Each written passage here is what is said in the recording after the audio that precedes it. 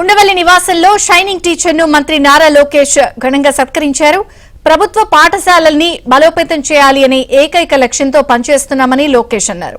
ఈ సందర్భంగా ప్రభుత్వ పాఠశాలల్ని మరింతగా అభివృద్ధి చేసేందుకు సలహాలు సూచనలు ఇవ్వాలని లోకేష్ కోరారు.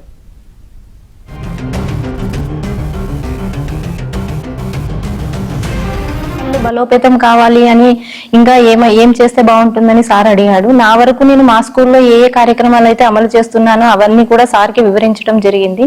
నేను మొదట్లో వెళ్ళినప్పుడు ఆ పాఠశాలలో 2 విద్యార్థులు మాత్రమే ఉన్నారు. తర్వాత అక్కడ పిల్లలు రాకపోవడానికి కారణం ఏంటి అని విద్యార్థుల వాళ్ళ ఇంటికి వెళ్ళి అడిగి అక్కడ ఈ సమస్య ఏంటి అని తెలుసుకోవడం జరిగింది.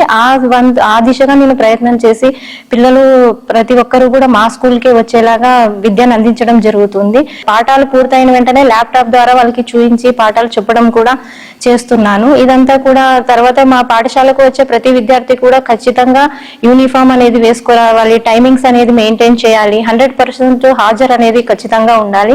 ఆర్ ఆఫ్ ది వీక్ అనే కార్యక్రమము, తర్వాత మా తొలి అడుగు అనే కార్యక్రమం గురించి, దీర్ఘాయుష్మాన్ భవ అనే కార్యక్రమం గురించి ప్రతిరోజు హోంవర్క్ ఇవ్వడము, ఈ విషయాలన్నిటి కూడా సార్ గారితో చర్చించడం జరిగింది సార్. ఇవన్నీ కూడా మేము చేయడం వల్ల విద్యార్థుల తల్లిదండ్రులు ఈ పాఠశాలలో కూడా మంచి చదువును అందిస్తున్నారని చెప్పేసి వాళ్ళకు నమ్మకం కలిగి మా పాఠశాలకు చేర్పించడం జరిగింది.